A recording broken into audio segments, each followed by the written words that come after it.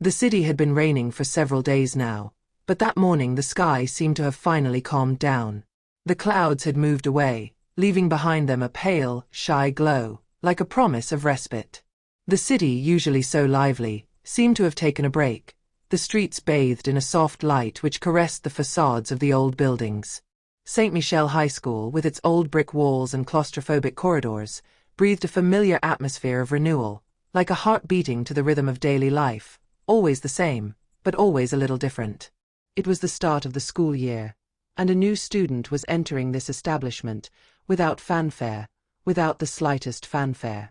She hadn't chosen this school, but she hadn't really had a choice.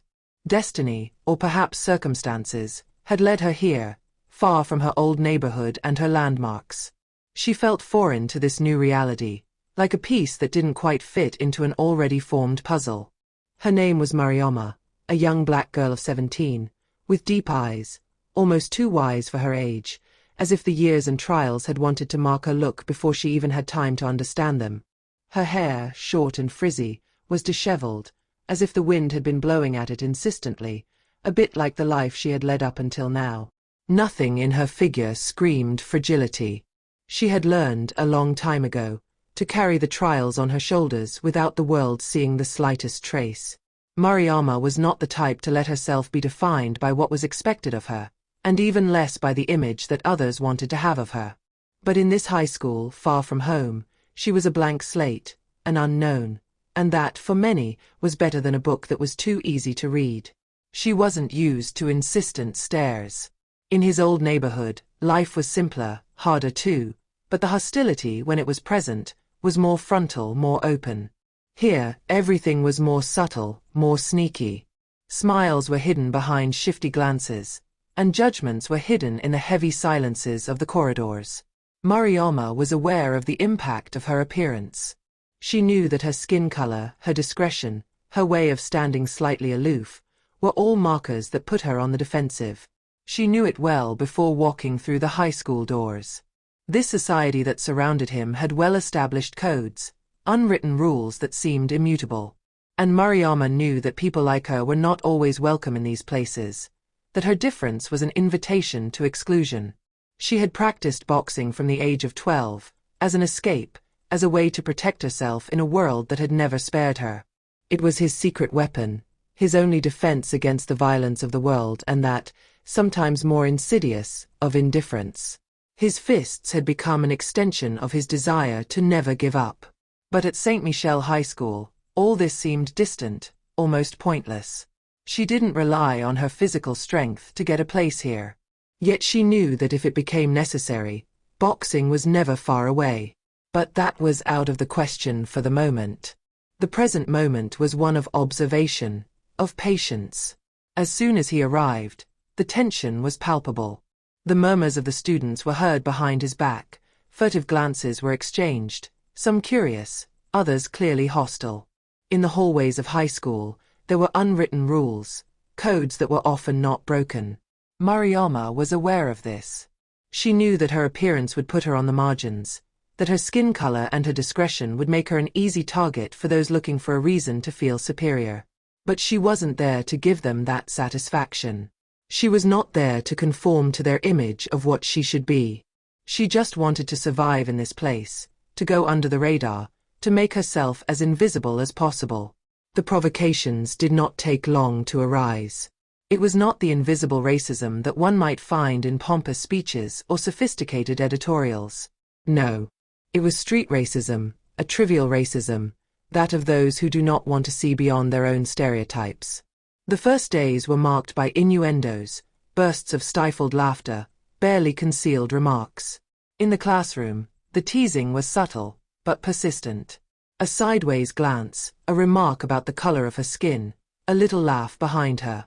At first, Mariama just stayed silent, playing the role of shadow, observing without saying anything, hoping that this would all pass. She knew if she answered it would be worse. Just shut up. Then, one day it was too much. A group of boys, accustomed to believing themselves to be the kings of the court, began to harass her. They thought that ignorance and contempt could make her bend, that she would become smaller as they increased their intimidation. There were three of them. Lucas, a tall blonde with a harsh look, Maxime, a dark-haired man with a rebel air, and Victor, who seemed the most thoughtful but just as cruel in his way of having fun at the expense of others. All three had a predatory air, as if the slightest weakness in their prey would be enough to give them the feeling of morbid excitement they were looking for. Lucas, in particular, was a master in the art of humiliation. He didn't need to shout to impose his presence. His posture was enough to dissuade others from getting too close. He knew how to wield words like knives, and he always had a steely gaze that seemed to defy anyone who dared to look him in the face. Hey, Mariama, do you think you really belong here? There must be a mistake, right? He said mockingly, his arms crossed over his chest, his eyes sparkling with quiet malice. He sought to provoke the slightest reaction, like a lion playing with its prey. Maxime burst out laughing, a laugh too loud, too full of contempt. You look like a basketball goddess with those arms. Have you ever hit anyone? He said, as if this remark could reach him, as if he thought he had found the chink in his armor. Mariama felt the heat of anger rise within her. Each word, each look, each burst of laughter struck like successive waves. But she remained calm, almost too calm. She knew exactly what they were waiting for, a reaction, a sign of weakness.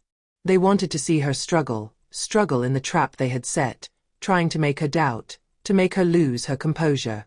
They thought she was closing under pressure, that she would cower under their attacks. But Mariama had learned over the years that the best way to fight hatred was not to let yourself be carried away by emotion, but to remain in control of yourself. She paused, her gaze resting on them in turn, analyzing each one like a target, calculating the moment, the space, the effect of her silence. His eyes, dark and intense, did not try to escape their gaze. Quite the contrary. There was something in his eyes, an almost icy certainty, that unsettled the boys. For a moment, Lucas felt a slight hesitation. The girl didn't respond, but she didn't look scared. She didn't even seem upset. She observed, she waited, like a predator who knows he is in a position of strength, even if he does not yet manifest himself. The silence she imposed was heavy, thick, almost palpable. He disturbed the balance of the small group, who seemed not to understand that his lack of reaction was in itself a form of resistance.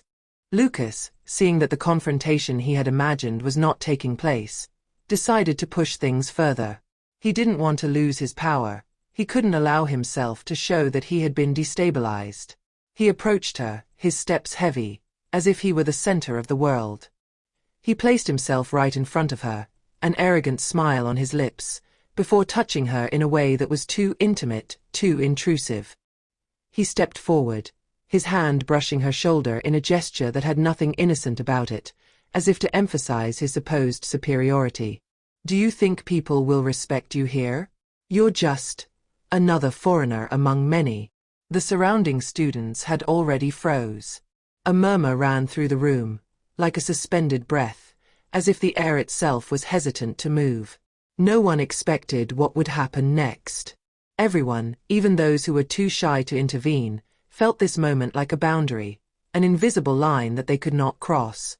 Mariama already knew that this moment would change everything. She felt it in her gut, like a heartbeat stronger than the others. She was no longer a spectator. Today, she would be an actress in her own story. She took a slow, deep breath, as if to center herself. The room seemed to expand around her. She had experienced these scenes several times, in different contexts, different neighborhoods. She had seen enough to understand the mechanics of bullying, to know the expected reactions, the words that hurt, the gestures that sought to reduce it. But today was different. Today, she was no longer the silent and retiring little girl. Today she was ready. Every fiber of his being resonated with this certainty. With a fluid, rapid movement, Mariama pivoted on her heel and, with devastating precision, she knocked Lucas back with a clean punch. It was like a lightning bolt, a discharge of pure energy that crossed space. Time seemed to slow down around her, as if reality itself was reluctant to keep pace with her actions. The dull sound of impact echoed in the room, a noise that vibrated in the air, which imprinted itself on the walls and in the minds. Everyone stopped breathing for a split second. Even those who were used to seeing her as a target had never imagined that she could react like this, so violently, so quickly. Lucas, completely in shock, fell to the ground in almost theatrical silence, his arms beating the air as if he was trying to regain his footing in a reality he had not seen coming. He stood up, his eyes wide, his face pale with surprise, but he said nothing. He didn't dare. He didn't even know how to react. Maxime and Victor, also frozen, observed the scene with amazement mixed with fear. What they had always believed possible, what they had imagined without ever suspecting that it could happen to them, had just happened before their eyes. Mariama, standing in the center of the room, seemed to be a statue of ice, implacable. His fists were clenched, but his muscles were tense with icy discipline. She had not let herself be carried away by anger, nor by the excitement of victory. She knew that this scene was not an end, but a beginning. His gaze slowly swept around the room, observing each student, each witness. There was no triumph in his eyes, no misplaced satisfaction. There was just a calm assurance. "I don't want your respect," she said, her voice quiet, but firm. Each word fell with the softness of a stone thrown into a calm pond, creating ripples that disturbed the atmosphere down to its smallest corners. "I just want to be left alone. Do you have another question? Or shall we move on?" His question hung in the air, unthreatening, but full of weight. She was not there to beg for recognition that she already knew she would never receive, but to impose her own truth, without compromise. There was a heavy silence, loaded with 1,000 unsaid words. The boys, their faces reddening with shame and confusion, slowly began to retreat. Their heads were bowed, but it was not submission. It was uncertainty, embarrassment, incomprehension in the face of a world that they thought they had mastered and which had just escaped them. The audience, which had gathered like a silent theater audience, also dispersed. Their whispers filled the room, words of surprise, admiration, but also fear. What they had just seen was unlike anything they had imagined. Mariama was not there to be accepted. She was there to be herself, without compromise, and in her calm approach, she had broken down the invisible chains that others sought to impose on her. In the following days, the provocations became more discreet. But something had changed. Mariama no longer allowed herself to be locked into the judgments of others.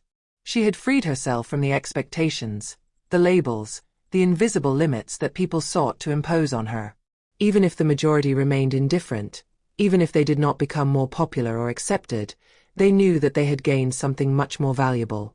Respect for those who understood that true strength did not lie in fists, but in the ability to remain true to oneself in the face of adversity.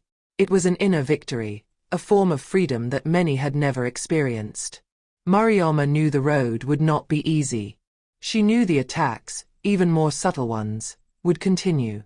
But she had a deep conviction: as long as she remained faithful to her truth, nothing could bring her down. If the weight of words sometimes weighed on her shoulders, she knew that her fists were there, not to strike without reason, but to sweep away ignorance, contempt, and all those little acts of violence that only sought to extinguish her light. She didn't need to fight against the world, but to fight for herself, for her place in this world, without asking permission.